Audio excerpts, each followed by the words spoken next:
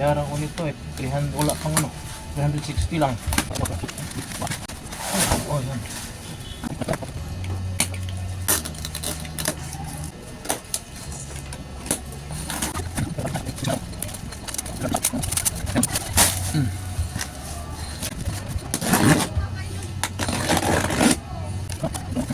Ayan, nakita nyo. Maghanap niyan, 300 plus lang. Tapos ganito na karami. Isa, dalawa, tatlo. Yan. Pero 1.25 kasamang gloves, oh.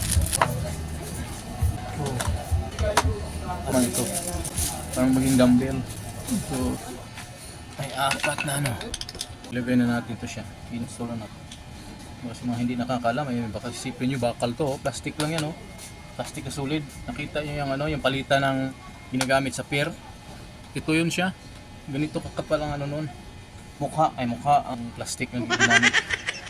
Maglagay ka mo na siyang kilo para maging 225. Lagyan mo ng lock. Lockan mo siya. Lock na. Bila. Isang 125.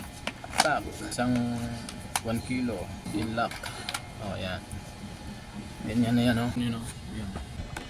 Hindi siya proper sa pag-exercise. Importante dyan eh, nagbubuhat ka ng dumbbell.